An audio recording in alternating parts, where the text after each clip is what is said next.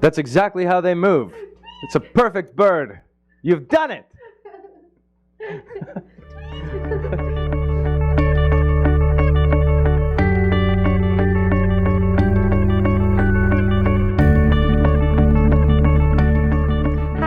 Gelman reporting for CHATS here in downtown Toronto with stand-up comedian Joel Buxton.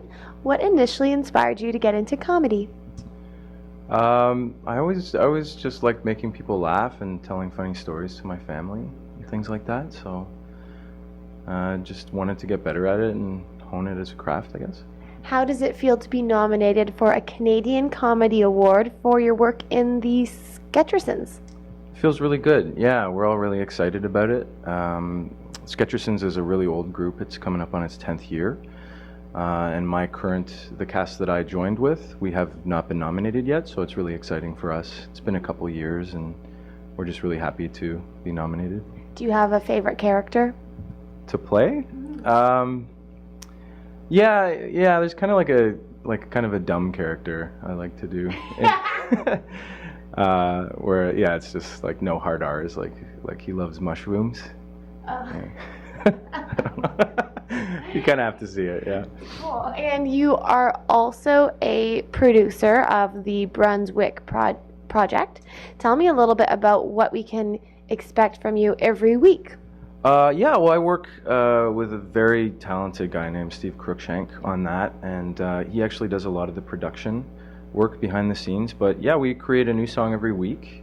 We're currently, I think, at week 46. We put them out every Tuesday, so we're getting near the end. And yeah, it's been a lot of fun. What's your creative process like?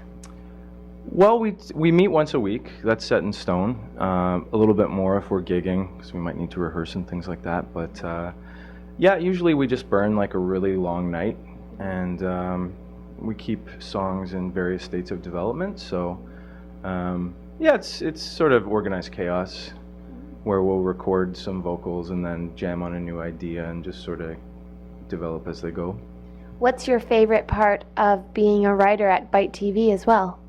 Well, it's Blue Ant Media is the company. It's a wonderful company that's doing a lot of really interesting things with digital media and things like that, and they have a lot of trust in their employees and give you a lot of freedom, and that's something I've really appreciated.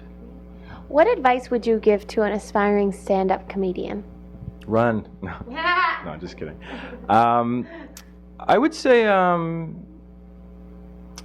think about what type of person you are.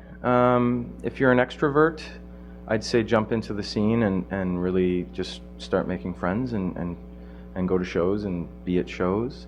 If you're an introvert, maybe read a couple books before you start. It makes it a little easier to sort of understand.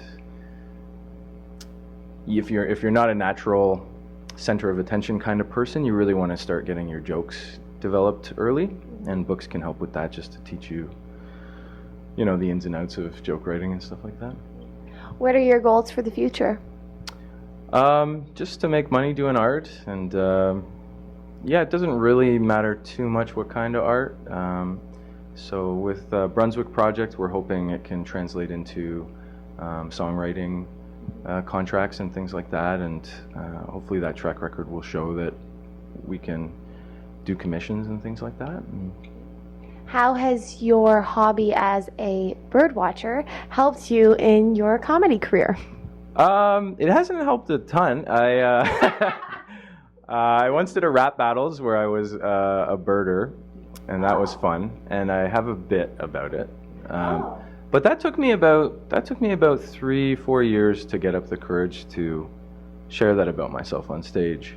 I normally don't open up like that, and I was surprised. Yeah, I thought everyone would make fun of me, but mostly the reaction is just like, that's so interesting. Are there any secrets to being a good bird watcher?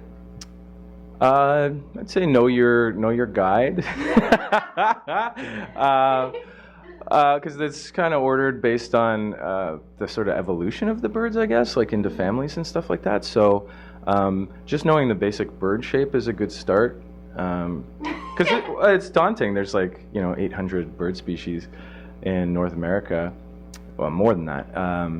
So getting it narrowed down, like if you can see like a shape that's like a corvidae, like the blackbird or like crow family, you can sort of go from there.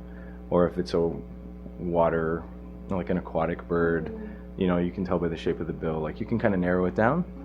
How many birds have you spotted so far? I think I'm up to about 1,000 life birds, but that's with like a couple trips to Australia and Japan. So you really rack them up when you go to a new country because it's all the common birds that they're used to seeing you've never seen before. So, yeah. And where is the best place to find out more information on you and your work online? I guess there's no main place. We have a website for Brunswick Project. It's just brunswickproject.com. In terms of stand-up, Twitter's great. Yeah, Joel Buxton, at Joel Buxton at Twitter. SKETCHERSONS have a website, thesketchersons.com. Yeah, as far as stand-up, I have a few videos up on YouTube, but mainly I just like to go out and do it. And you have a show at the Comedy Bar every week as well. That's right, yeah. Wednesdays, 9:30 at Comedy Bar, we run a show called Chuckle Co. And it's me and a really talented group of producers. We all take turns. Steve Patrick Adams is one of the producers. He's won a Canadian Comedy Award for stand-up. Oh, is that the dragon guy? The dragon guy? He has like a joke about a dragon? Possibly. That sounds like Steve. Yeah. But yeah, it's a really talented group. Yeah, just really excellent comedians. We just did North by Northeast, and it was fun to just have the producers do a show and have people enjoy it and just be like, well, you know, we also do our own shows, you know. Well, thank you so much. Congratulations on your CCE nomination, and best of luck with all of your upcoming projects. Thanks very much. Thank you. I'm Katie Allman reporting for Katie Chats here in downtown Toronto.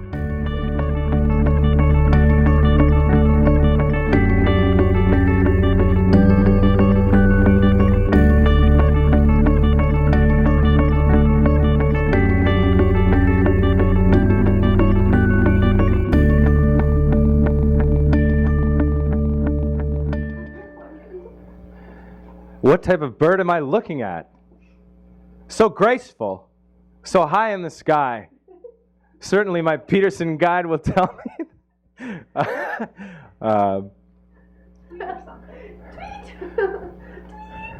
That's exactly how they move. It's a perfect bird. You've done it. Yeah, you just do that one more time. I get a picture now. You're tweeting. Tweet. Oh, that's good. Hold that. Hold that. Oh.